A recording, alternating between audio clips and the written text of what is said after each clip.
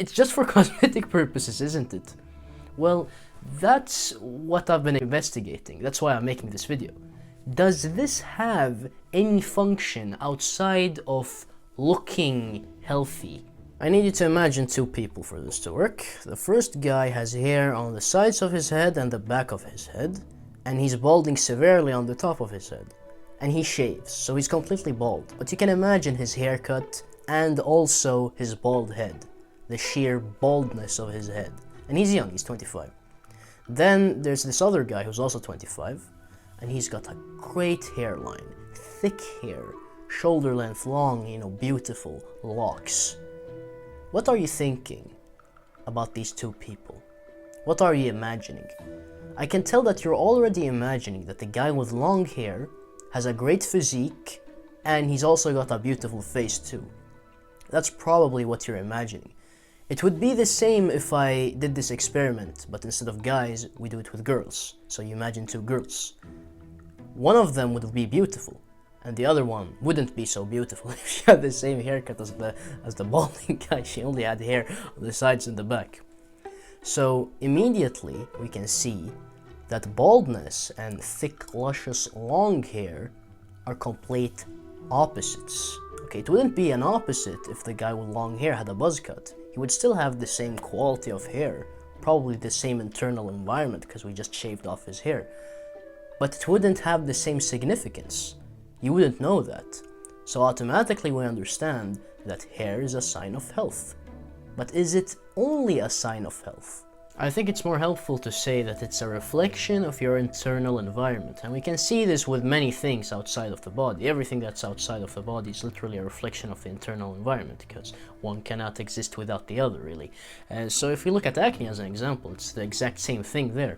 If we have a person who does literally everything for their health, but they still have acne, you're gonna say, well, you're clearly doing something wrong. So as you can see, it's exactly the same thing with balding and having long hair. If you don't have long hair, if you're balding, then clearly you're doing something wrong.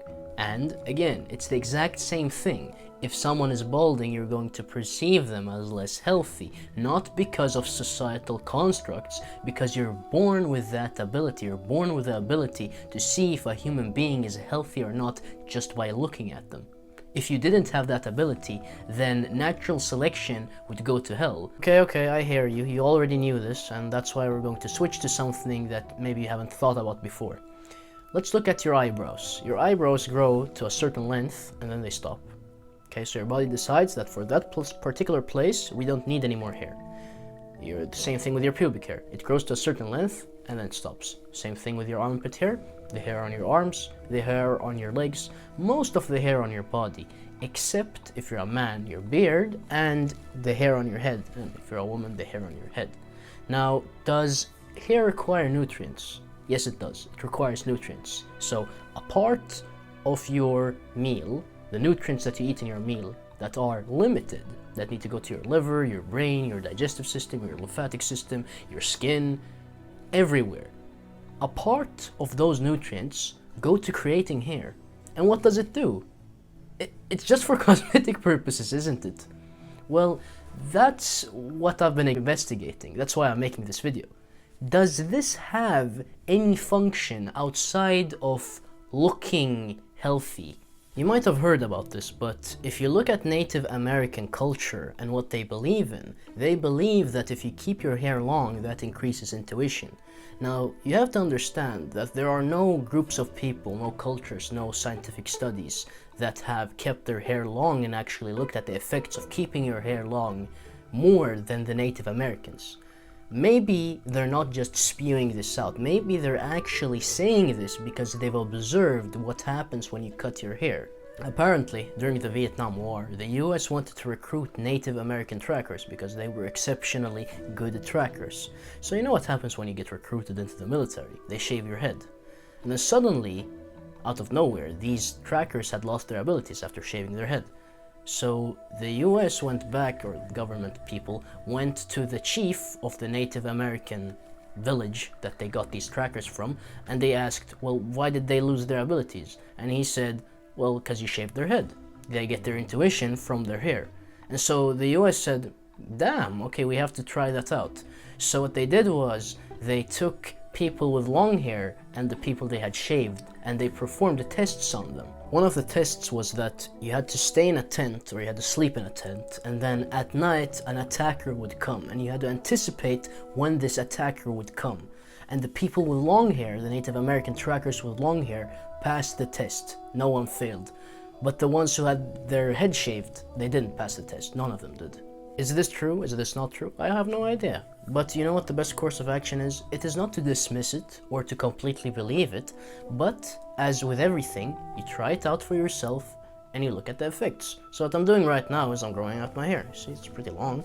And I'm going to see if this actually works. Now, in a video by Frank Tufano, he actually talks about this.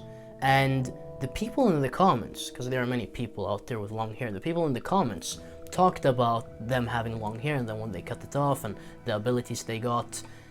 There seems to be something to this. People tend to have some sort of feeling. Something is lost when they cut their hair. Something is weird. And when they grow out their hair, something changes. Now this is a long process, it seems. It seems like, according to the Native Americans, if you cut your hair, you have to wait 3 years until this intuition comes back. Again, this might be bullshit, or this might be true. And if it's true, then it makes sense that your body would put a bunch of resources into making this hair longer, because the longer it is, the more your sort of abilities work. Okay, but are there more obvious things? Are there things that you can literally just conclude by knowing that the hair exists? Well, yes. Shock absorption. That is one thing. You see, if you get punched on your beard as an example, the beard is going to absorb some of the shock. So if you didn't have a beard, you would be hit with more force, because this thing absorbs the shock, the force. It's the same thing with the hair on your head. This is a very important area, so it would make sense that you would grow a lot of hair on your head so that if you were to fall, it would act like a helmet. Now, of course, it's not going to act like a helmet, but it is going to absorb some of the force. Again, the most important part is that your body doesn't want the hair to stop growing. With your eyebrows, with your pubic hair, with your arm hair, with your armpit hair, it just says stop. So it has the ability to say stop at a certain length, but with the hair on your head, it doesn't say that. It just wants it to keep growing. And again, hair requires nutrients, and your body clearly knows that it can shove those nutrients into the liver, the brain, other places. Lastly, I want to look at history, because it seems like everything that has been done during the last 120 years has been counterintuitive to human health. So you've got a bunch of vegetable oils being pushed instead of, natural fats being pushed. Again, it's not about animal fat or plant fat, it's about unprocessed fat that we can actually digest, that we are used to, that our bodies can handle. Vegetarianism has been pushed again, and vegetarianism is literally advocating for a diet, a nutritional protocol where you don't get all the nutrients you need, primarily B12. And what does B12 do? It makes sure that you're smart. And what do they want you to be? Dumb, because if you're dumb, you're going to be more prone to consuming and listening to the agenda. We have chemicals everywhere that has been pushed on us. We have body gel, we have shampoo, deodorant, perfumes. All of that didn't exist back then.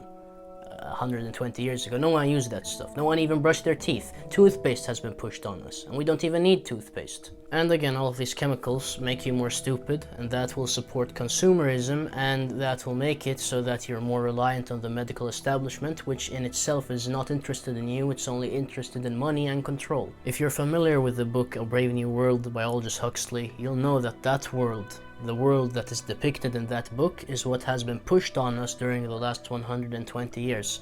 Nowadays, people don't worship health or families or, living in line with nature, not hurting the planet. No, they worship Netflix, entertainment in general, alcohol, sex, and drugs. Like seriously, the degeneration is just immense, and I'm going to get to here in a moment. You see, the focus, if you're a young man, shouldn't be on how do I get laid. The focus should be on how do I create the healthiest children with the healthiest wife. That should be your focus. Your desire should be rooted in that. As you can see, we've been heavily degrading during the last 120 years, and one of the things that have been pushed on men is to have short hair. Is there a reason for this? I don't know. I'm going to experiment on myself and see what happens, so that I can report back to you. If you want to do this experiment with me, you're welcome to do so. But anyway, I think it's important to talk about the state of the world.